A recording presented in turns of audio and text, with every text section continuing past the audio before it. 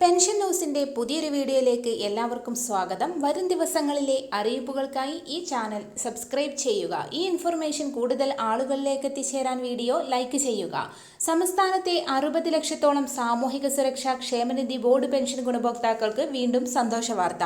October November മാസത്തിലെ pension തുകക്ക് പിന്നാലെ വീണ്ടും 2 മാസത്തിലെ സാമൂഹിക സുരക്ഷാ പെൻഷൻ കൂടി അക്കൗണ്ടുകളിലേക്കും കൈകളിലേക്കും എത്തിച്ചേരാൻ പോകുന്നു. പെൻഷൻ വിതരണം ചെയ്യുന്നതിനുള്ള നടപടിക്രമങ്ങൾ സർക്കാർ ആരംഭിച്ചു കഴിഞ്ഞു. 1-2 മാസത്തിലെ പെൻഷൻ തുക കൂടി ഉടൻ വിതരണം ചെയ്യുമെന്ന് സംസ്ഥാനം കഴിഞ്ഞ ദിവസം ഹൈക്കോടതിയെ അറിയിച്ചതിനു പിന്നാലെയാണ് കേരളത്തിന് ആശ്വാസമായി മുൻകൂർ വായ്പ എടുക്കാൻ കേന്ദ്ര അനുമതിയും ലഭ്യമായത്.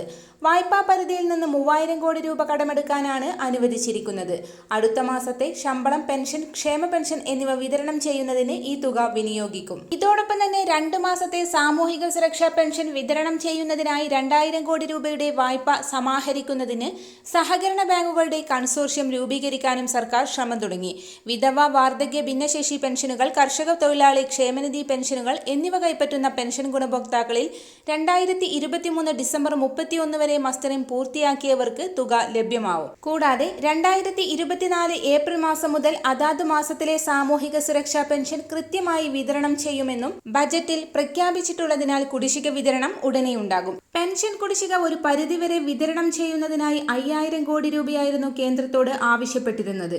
എന്നാൽ ഇതിൽ നിന്ന് 3000 കോടി രൂപയുടെ വായ്പാ അനുമതിയാണ് സംസ്ഥാനത്തിന് ലഭ്യമായിട്ടുള്ളത്. കൂടുതൽ വാർത്തകൾക്കായി ഈ ചാനൽ സബ്സ്ക്രൈബ് ചെയ്യുക.